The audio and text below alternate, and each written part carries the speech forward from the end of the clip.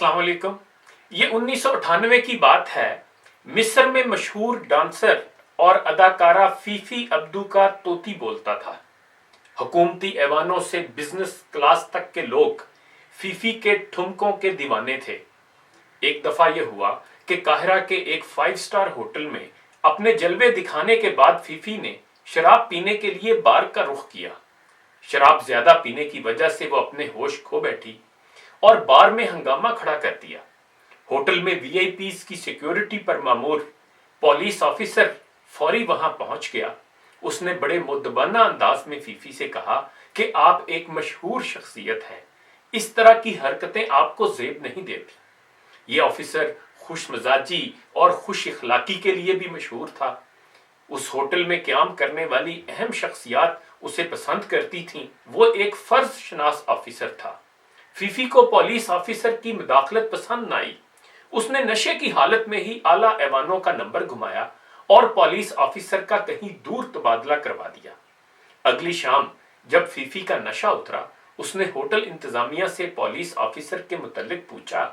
उसे बताया गया कि आपने तो कल उसका तबादला करवा दिया था। फीफी ने दोबारा फोन घुमाया। सरकार ने पुलिस ऑफिसर को वापस होटल रिपोर्ट करने का हुक्म दे दिया। पुलिस ऑफिसर ने पुलिस से मुतल्लका वजीर को अपना इस्तीफा पेश कर दिया। उन दिनों पुलिस से मुतल्लका वजदी साले वजीर हुआ करते थे। वजीर ने हैरत से पुलिस ऑफिसर से पूछा कि इस होटल में ड्यूटी करने के लिए पुलिस ऑफिसर बड़ी बड़ी सिफारिशें करवाते हैं, आपको दूसरा मौका मिला लेकिन आप इस्तीफा पेश कर रहे हैं।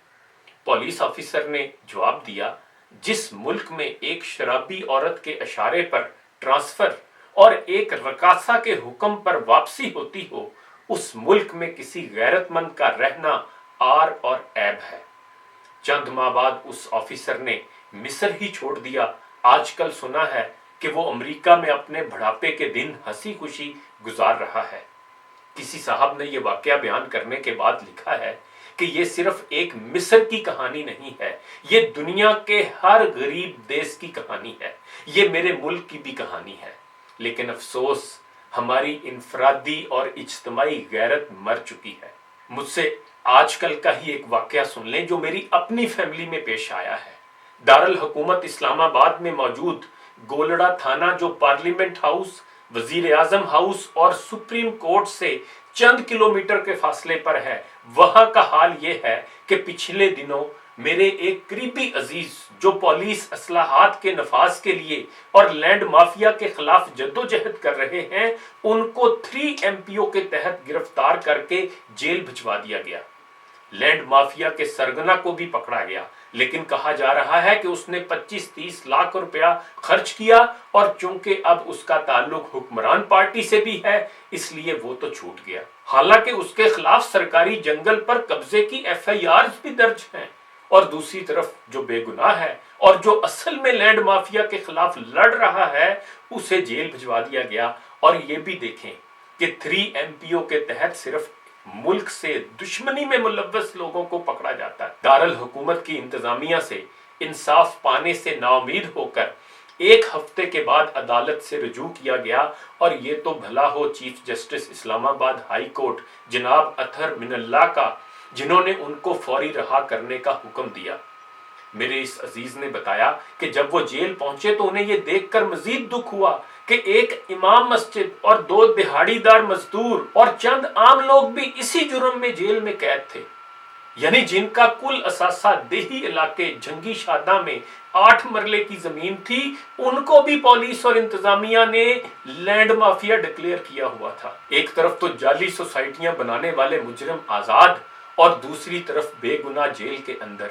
और ये हो रहा है ऐन दारुल हुकूमत के दरमियान। अब आप ये भी अंदाजा कर लें कि फिर दारुल हुकूमत से दूर दराज के शहरों, कस्बों और देहातों में इंसाफ का क्या हाल होता होगा।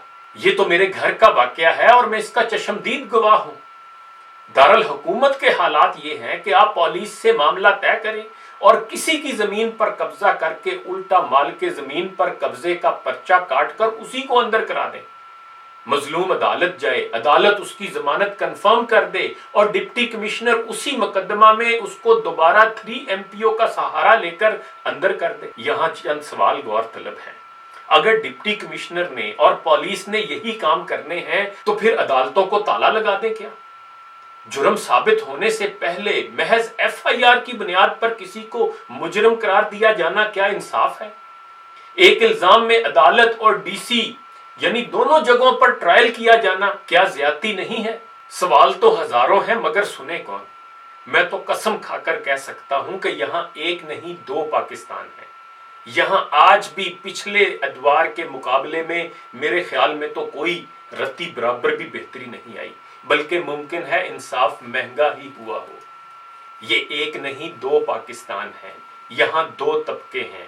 ایک طبقہ جس کے کتے بھی نازوں سے پلتے رہتے ہیں، ایک طبقہ جس کے بچے بھی بھوک سے جلتے رہتے ہیں، ایک طبقہ چلے تو ساتھ اس کے لشکر بھی اتارا جاتا ہے، ایک طبقہ روز دھماکوں میں چوکوں میں مارا جاتا ہے، ایک طبقہ زہر اگلتا ہے، ایک طبقہ زہر نگلتا ہے، ایک طبقہ لال گلابی ہے، ایک زرد ہوا پہ پلتا ہے۔